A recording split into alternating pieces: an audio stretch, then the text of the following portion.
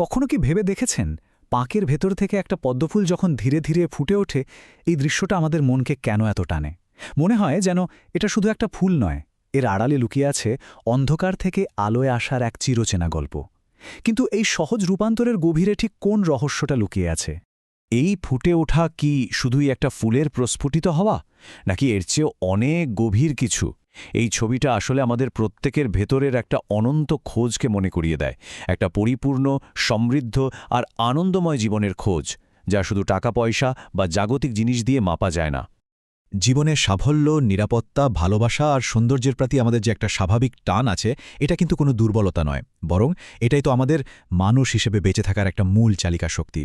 যখন আমরা একটা সুন্দর শিল্পকর্ম দেখে মুগ্ধ হই বা কোনো সুর আমাদের হৃদয় ছুঁয়ে যায়, তখন আসলে আমাদের ভেতরের সেই সৌন্দর্য খোঁজার ইচ্ছেটাই তো জেগে ওঠে। প্রাচীন শাস্ত্রে এই ফুটে ওঠার দিব্য শক্তিকেই একটা দেবীরূপে দেখা হয়, কমলাত্মিকা, যাকে আমরা অনেকেই কমলা বা লক্ষ্মী নামে চিনি। উনি হলেন ভগবান বিষ্ণুর সৃজনী শক্তি, মানে এই জগতের যিনি পালনকর্তা, তারই সেই ক্ষমতা যা সব ভালো এবং সুন্দর জিনিসকে বিকশিত হতে সাহায্য করে। উনি শুধু ধন সম্পদের দেবী নন, উনি হলেন সেই আশীর্বাদের প্রতীক যা আমাদের জীবনকে আনন্দ, সৌন্দর্য আর ভালোবাসায় ভরিয়ে তোলে।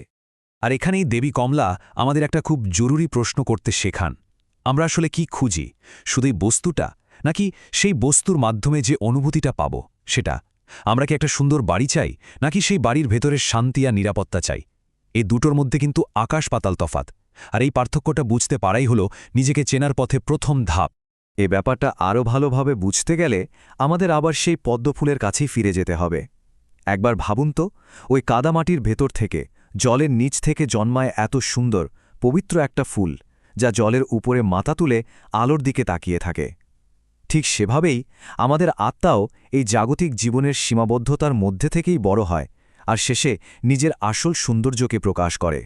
ওনার নামের মধ্যেই কিন্তু পুরো ব্যাপারটা লুকিয়ে আছে, যার প্রকৃতি পদ্মের মতো। উনি আসলে বাইরের জগতের যে সৌন্দর্য সেটাকে নিয়ন্ত্রণ করেন। যেমন ধরুন, একজন শিল্পী যখন ছবি আঁকেন বা একজন সুরকার সুর তৈরি করেন, তারা আসলে দেবী কমলার শক্তিকেই প্রকাশ করছেন। উনি আমাদের শেখান যে এই জাগতিক রূপের মধ্যেই লুকিয়ে আছে ঈশ্বরের সৌন্দর্যের এক ঝলক, যা আমাদের আত্মাকে ছুঁয়ে যায়। এই স্লাইডে দেখুন দেবী কমলা আর আরেকজন জ্ঞান দেবী সুন্দরীর মধ্যে একটা দারুণ পার্থক্য দেখানো হয়েছে। সুন্দরী আমাদের শেখান ভেতরের দিকে তাকাতে, নিজের আত্মার শান্তি খুঁজতে, আর কমলা শেখান বাইরের জগতের সৌন্দর্যকে উপভোগ করতে। সোজা কথায়, মেডিটেশন করে যে আনন্দ, সেটা সুন্দরীর রাজ্য, আর একটা সুন্দর বাগান দেখে যে ভালো লাগা, সেটা কমলার। আর ঠিক এই কারণে দেবীর সব রূপের মধ্যে কমলার পূজাই সম্ভবত সবচেয়ে বেশি হয়। কারণটা খুবই সোজা, তাই না?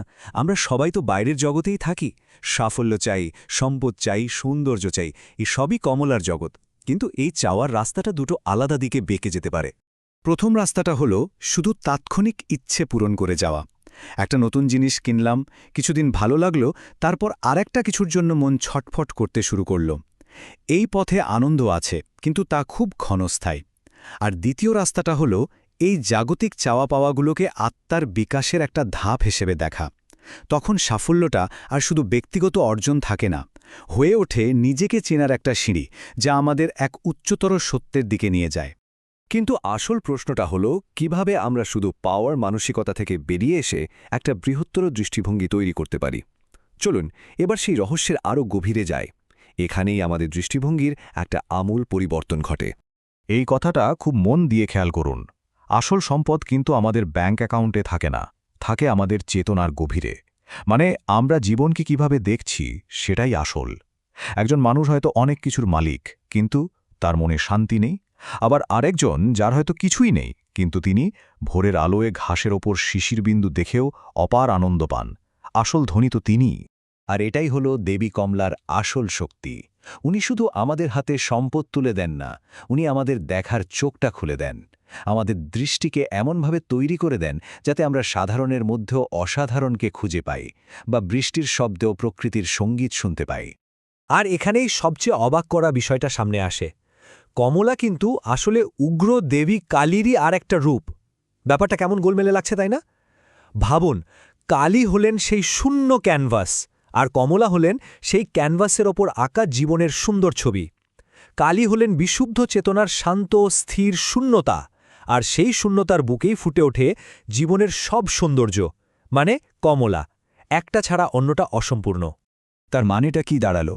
কালীর ওই যে অনাসক্তি, মানে কোনো কিছুকে আঁকড়ে না ধরা, সেটাই আমাদের কমলার দেওয়া সৌন্দর্যকে মন ভরে উপভোগ করতে সাহায্য করে। যখন আমরা কোনো কিছু পাওয়ার জন্য মরিয়া হয়ে থাকি, তখন সেটার আনন্দটা পুরোপুরি নিতেই পারি না। কিন্তু মন যখন শান্ত, আসক্তিহীন, তখনই সৌন্দর্যের আসল রূপটা আমাদের চোখে ধরা দেয়। তাহলে জাগতিক লক্ষ্যগুলো কি ভুল? একদমই না। এগুলো আসলে নিজেকে আবিষ্কার করার একটা খেলার মাঠ। আমাদের জীবনের প্রত্যেকটা চাওয়ার পেছনেই লুকিয়ে আছে এক পরম সত্তার সাথে মিলিত হওয়ার একটা তাগিদ। আসল প্রাচুর্য হল আমাদের যা কিছু আছে তার মধ্যেই সেই দিব্য শক্তিকে দেখতে পাওয়া। আর সবচেয়ে বড় কথা হলো, প্রাচুর্য মানে জমিয়ে রাখা নয়, বরং যা চাই তা অন্যকে দিতে শেখা। কারণ দেওয়ার মাধ্যমেই সবচেয়ে বেশি পাওয়া যায়। তো এতক্ষণ ধরে আমরা যা কিছু আলোচনা করলাম, এবার সেগুলোকে এক জায়গায় আনার সময় হয়েছে। চলুন আবার সেই পদ্মফুলের কাছে ফিরে যাই, যেখান থেকে আমাদের এই যাত্রাটা শুরু হয়েছিল। কিন্তু এবার আমাদের দেখার চোখটা বদলে গেছে। আমরা এখন ভেতরের আর বাইরের জগৎকে এক করে দেখতে শিখেছি। আমরা পূজা বা উপাসনা বলতে কি বুঝি? এই কথাটা আমাদের পুরো ধারণাটাকেই বদলে দেয়। যখন আমরা একটা সুন্দর সূর্যাস্ত দেখে মুগ্ধ হয়ে যাই, বা কোনো প্রিয়জনের হাসিতে মনটা ভরে ওঠে, সেটাই আসলে দেবী কমলার উপাসনা। কারণ ওই মুহূর্তগুলোতে আমরা বাইরের সৌন্দর্যের আড়ালে থাকা ঐশ্বরিক শক্তিকে অনুভব করি। যোগশাস্ত্রে বলা হয়, আমাদের শরীরে শক্তির কিছু কেন্দ্র আছে, যেগুলোকে চক্র বলে। এর মধ্যে হৃদয় চক্র হল ভালোবাসা, আনন্দ আর মমতার কেন্দ্র। আর কমলা হলেন ঠিক সেই হৃদয় চক্রের প্রতীক। আমাদের হৃদয়ের গভীরে যে নিখুঁত সৌন্দর্য আর সুখের জন্য একটা আকাঙ্ক্ষা থাকে, তিনিই তার প্রতিমূর্তি। শেষ পর্যন্ত কমলাকে বলতে পারা মানে নিজের জীবনকে দেখার দৃষ্টিভঙ্গিটাই পাল্টে ফেলা। তখনই দুনিয়াটাকে আর শুধু একটা লড়াইয়ের ময়দান মনে হয় না, মনে হয় এটা ঈশ্বরের এক বিশাল খেলার মাঠ, যেখানে আমরা সবাই সেই খেলারই অংশ। আমরা এখানে এসেছি এই মহাজাগতিক সৌন্দর্যকে দেখতে এবং নিজেদের সৃষ্টির মাধ্যমে তাতে ভাগ নিতে। একটা কথা ভাবুন তো, পদ্মফুল কি খুব কষ্ট করে, সংগ্রাম করে ফোটে? না তো, সে শুধু নিজের ধর্ম মেনে আলোর দিকে ধীরে ধীরে নিজেকে মেলে ধরে। হয়তো জীবনের আসল প্রাচুর্য পাগলের মতো ছোটাছুটি করে আসে না, আসে নিজের ভেতরের সত্তাকে চিনে শান্তভাবে বিকশিত হওয়ার মধ্যে দিয়ে। এই আলোচনা শেষে শুধু একটাই প্রশ্ন রইল, আজ এই মুহূর্তে আমাদের চারপাশে এমন কি সৌন্দর্য লুকিয়ে আছে যা শুধু আমাদের একটু মনোযোগের অপেক্ষায় প্রহর গুনছে? হয়তো সেটা আপনার জানালার পাশের গাছটা বা এক কাপ চায়ের উষ্ণতা। এমন কোনো সৌন্দর্য আজ আপনার চোখে পড়বে যা আপনার ভেতরটাকে একটুখানি হলেও প্রাচুর্যে ভরিয়ে দেবে।